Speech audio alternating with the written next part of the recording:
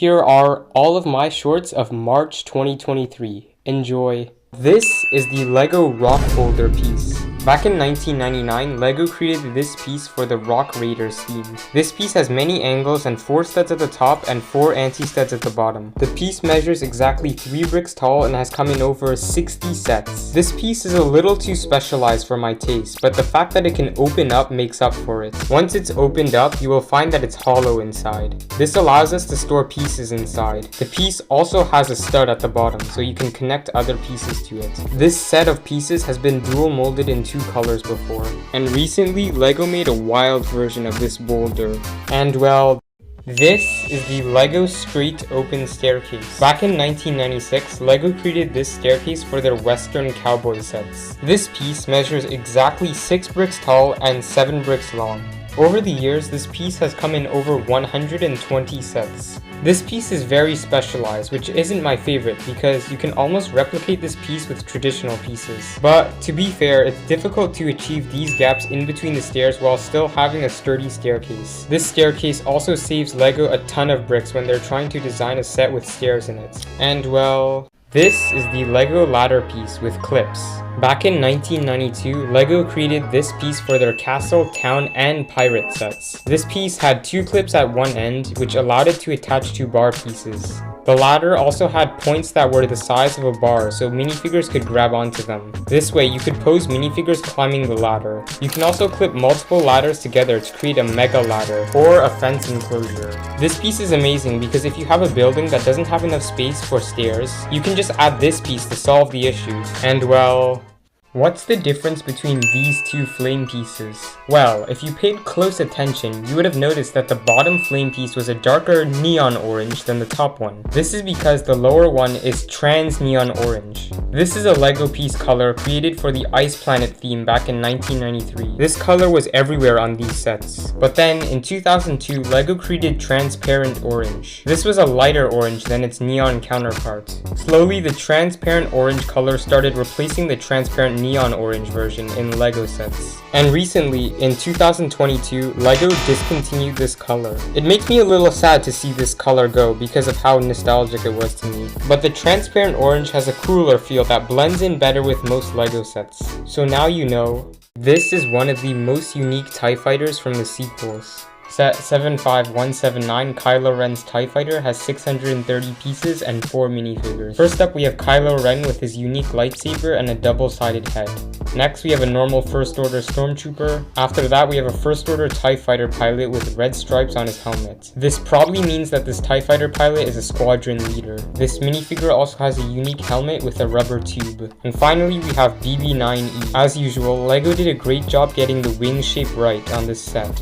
They also did an amazing job on the thrusters. The cockpit is very unique since unlike other TIE fighters, the cockpit isn't rounded. First, you can open this hatch to seat one minifigure. Next, you can insert spring-loaded shooters here. To fire them, just push these pieces down. And that's why. What's the difference between these 2 crystal pieces? Well, if you paid close attention, you would have noticed that the right one is more yellow. This is because this is trans neon green, a LEGO piece color created in 1990 for the M-Tron theme. This color suited the whole vibrant theme that these sets were going for. But then, in 2010, LEGO created transparent bright green. This color was much more green but less neon. This color was also first introduced with the Atlantis theme. Slowly, the trans bright green started replacing its neon counterparts, until the color was completely discontinued in 2022. Almost the exact same thing happened to trans neon orange. It's definitely sad to see trans neon green go, but the trans bright green seems to fit better with modern LEGO sets. So now you know.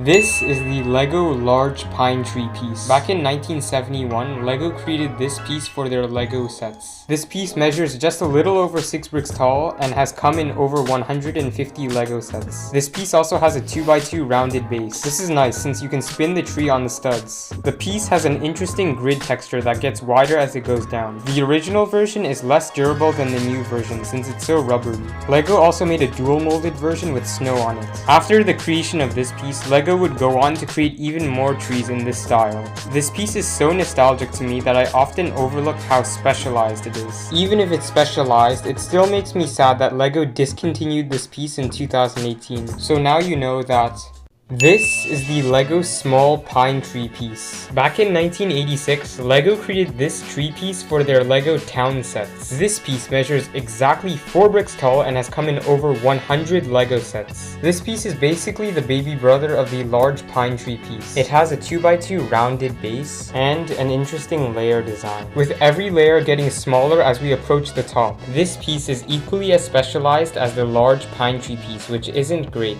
but this piece is equally as nostalgic to me and will always have a special place in my heart.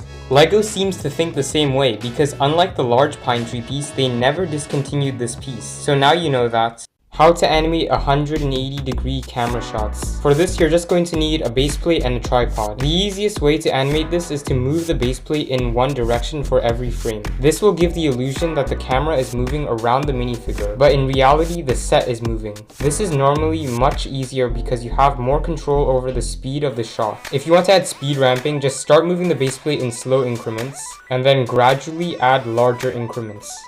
Why is LEGO Finch Dallow so rare? To understand this, we have to go back to 2017 when the Resistance Bomber was released. This set included 5 minifigures, but in late 2018, LEGO changed one of the minifigures in this set. They replaced the Resistance Bomber pilot to be the more accurate Finch Dallow. LEGO probably didn't have enough reference material when they were first designing this set, so they might have just created their own minifigure.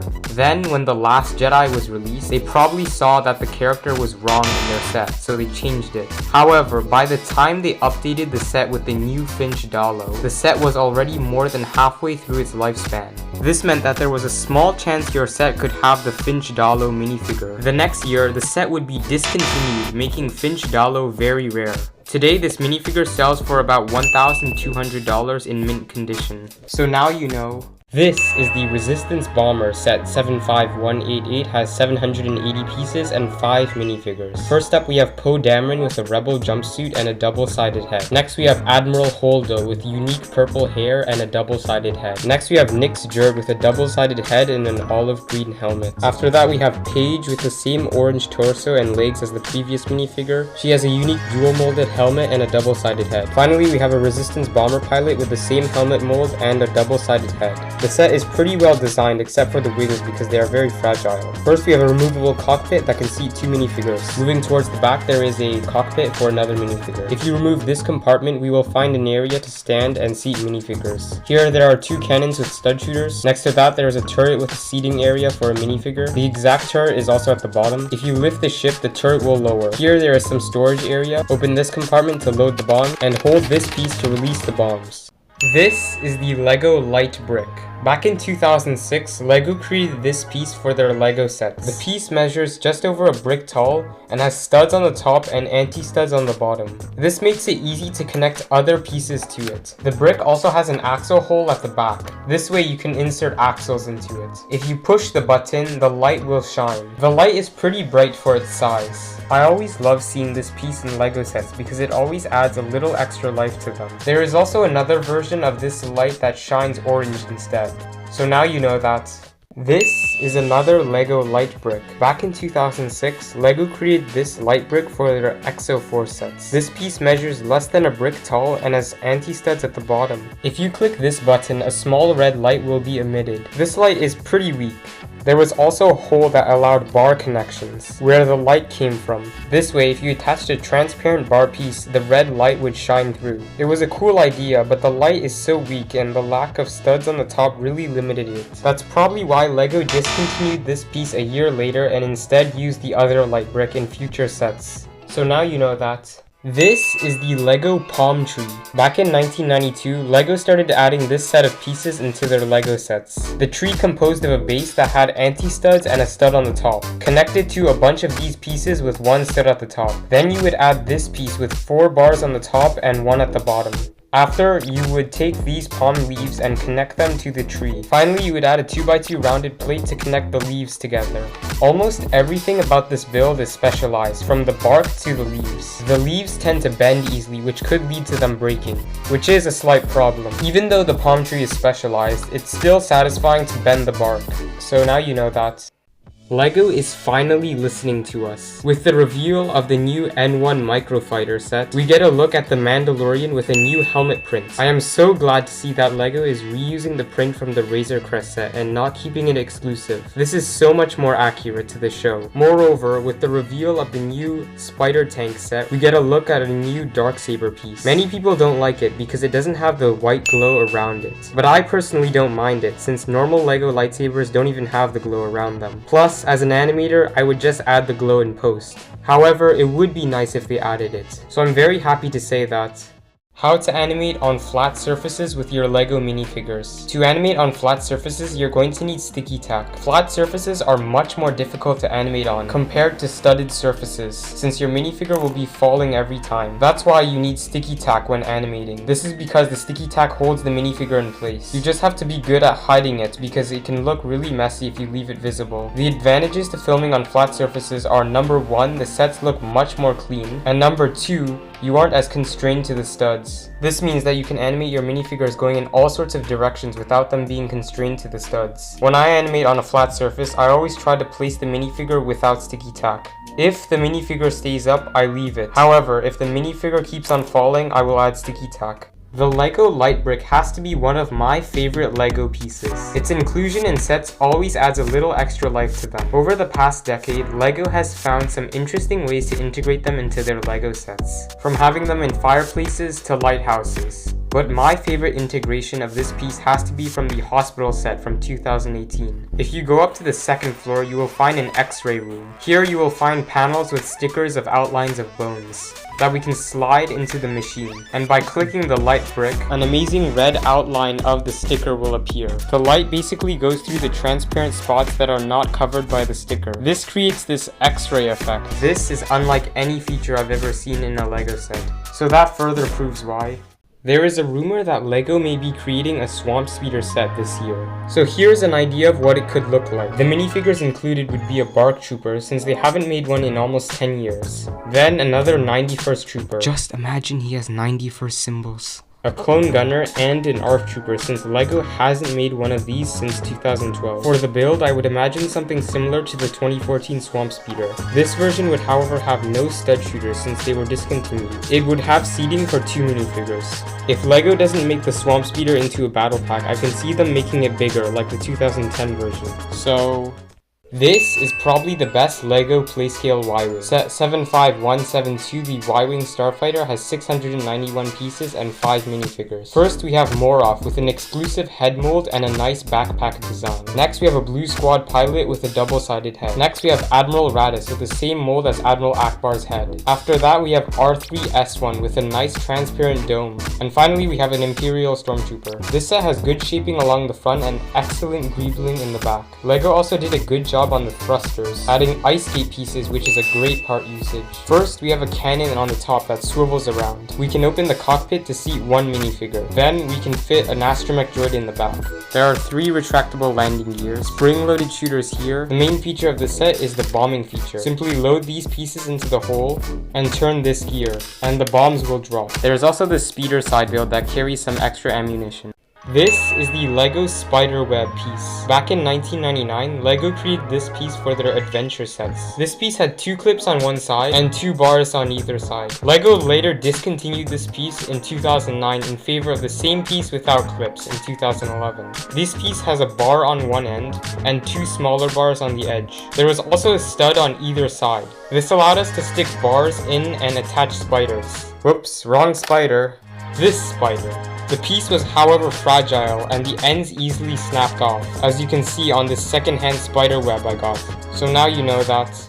How to animate flying vehicles in your brick films. If you want to animate a large vehicle like a spaceship, then you're going to have to film it behind a green screen, or any other color that you can easily remove that's not on your subject. Then after, you would film the background separately. After, in an editing software, you would lay the vehicle on top of the background. This can be pretty complicated, since large vehicles are hard to animate, so an easier approach is just to scale your ship down. This will make it easier to film your vehicle, since you have more control over it.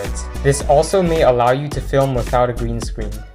This is the LEGO treasure chest. Back in 1985, LEGO created this piece for their night sets. The piece measured 2 bricks tall and had bar handles on either side, which allowed minifigures to hold on to them. The piece had studs on the top and anti-studs at the bottom. If you opened it, you would find space to store any treasure you would like. LEGO updated this piece over the years to make it sturdier, and recently they made a version with a flat top for the Minecraft sets, which is more accurate to the in-game ones. So now you know that. This is a mini LEGO barrel piece. Back in 1988, LEGO created this piece for their night sets. This piece measures 2 bricks tall and has anti-studs at the bottom. The barrel has an axle hole at the bottom which allows for connections of that type. This container is hollow inside so you can store things in it. You can also take a 2x2 rounded plate to seal the barrel. The barrel was very useful to store long weapons. This was great for any armory. This piece also has a bigger brother which is much larger, which was unfortunately discontinued in 2014. So now you know that. This is one of the best Imperial tanks. Set 75152, the Imperial hover tank, has 385 pieces and 3 exclusive minifigures. First you have Chirrut with a nice waistcape piece and a double-sided head. And finally we have 2 Imperial hover tank pilots with nice helmet molds. The tank is well shaped, but it's a little bit bigger than the in-universe one. First, if you open this compartment, you can see one minifigure. Here you can place a rifle, and if you open this trap door, you can see another minifigure. These cannons can rotate around, and the tank carries an orange crate. If you open it, you will find these items inside.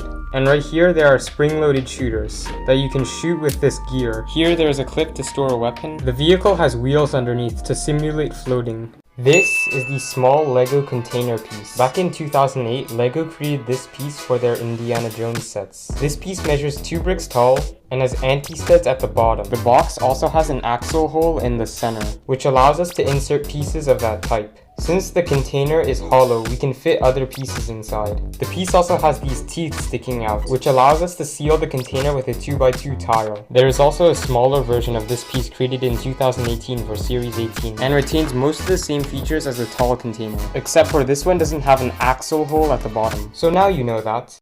This is the LEGO bathtub piece. Back in 1996, LEGO created this piece for their Belleville sets. The tub measured 12 studs long, which is huge for a minifigure. The bathtub could fit 2 minifigures in comfortably. The tub is so large because it wasn't created for minifigures. Instead, it was created for these things. The piece has studs on the top and anti-studs at the bottom. If I fill the tub with transparent pieces, I can finally place Boba Fett in the Polynesian spa. Because of its weird size, the piece was discontinued in 2003. So now you know that. How to animate snipers in your brick fence. To animate the sniper shot, you just start with a transparent stud and then shine a flashlight on it. Then swap the stud for a spring-loaded shooter and then remove the bullets. This is the same with other guns. But what's unique about snipers is the sniper scope point of view. What I used to do was I would take these engine pieces and put them on my camera with sticky tack. This would create this no-scope effect without using any editing. The way I do it now is film the point of view without any scope, and then I take a green screen image of a no-scope and lay it on top. This is probably the more realistic option.